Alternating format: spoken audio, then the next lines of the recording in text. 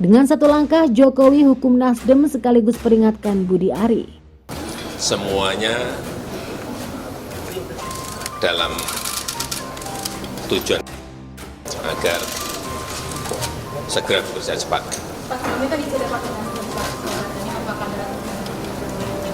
Agar segera bekerja cepat.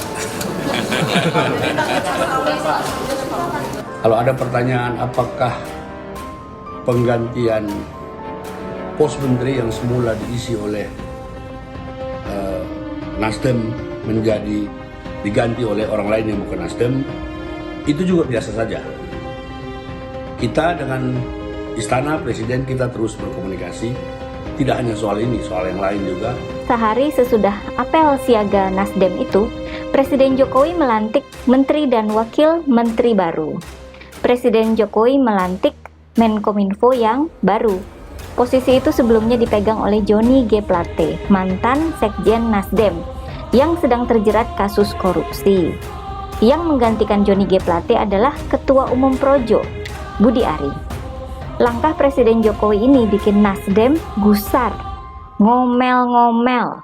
Makanya, saya bisa menyimpulkan bahwa di balik pelantikan Budi Ari, Presiden Jokowi seakan sedang memberikan hukuman pada Nasdem. Mantan menterinya kan dari partai. Oleh Pak Jokowi, diganti dengan relawan. Ini kan bahasa simbolnya itu seperti menurunkan derajat Nasdem ya. Ketika Nasdem mempromosikan acara apel siaga di GBK kepada media, Nasdem menyebut bakal ada kejutan dari Anies dalam acara tersebut. Namun ternyata acara itu berjalan biasa-biasa saja. Gak ada yang istimewa, Anies saja lebih banyak baca doa ketimbang pidato politik. Ternyata yang bikin kejutan justru Presiden Jokowi. Hari Senin kemarin, sehari sesudah apel siaga Nasdem itu, Presiden Jokowi melantik menteri dan wakil menteri baru. Presiden Jokowi melantik Menkominfo yang baru. Posisi itu sebelumnya dipegang oleh Johnny G. Plate, mantan Sekjen Nasdem yang sedang terjerat kasus korupsi.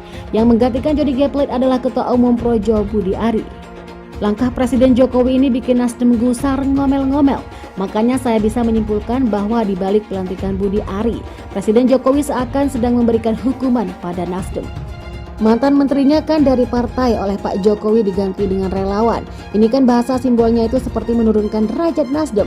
Bahwa bagi Presiden Jokowi, arti dan posisi Nasdem itu bukan lagi sebagai partai politik, namun bisa disamakan dengan relawan. Dalam dunia politik, strata atau level partai politik itu tentunya lebih tinggi ketimbang relawan ya. Dan ini bisa dibuktikan dengan reaksi dari para petinggi Nasdem yang langsung ngegas ngomel-ngomel di media pula. Ketua DPP Bapilu Partai Nasdem, Effendi Khoiri, menilai pelantikan Budi Ari itu seperti meminjam tanpa izin atau mengambil hak orang lain.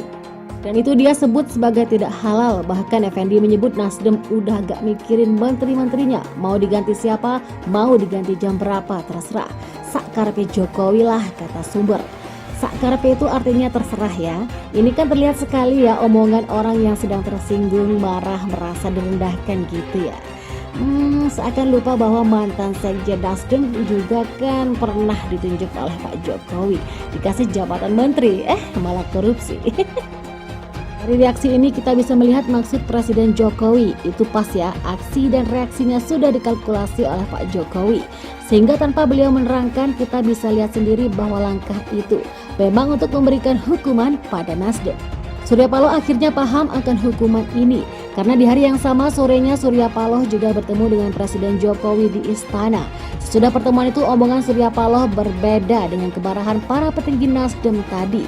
Surya Paloh justru menegaskan bahwa Nasdem tidak mempermasalahkan soal reshuffle.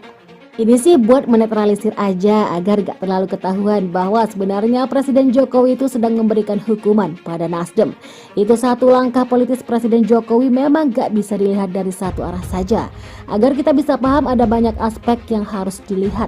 Ada beberapa kacamata yang harus dipakai, jadi sifatnya itu bisa multidimensional, banyak dimensi. Saya kira pelantikan Budi Ari itu selain untuk menghukum Nasdem juga untuk memberi peringatan kepada Projo atau tepatnya Budi Ari sendiri.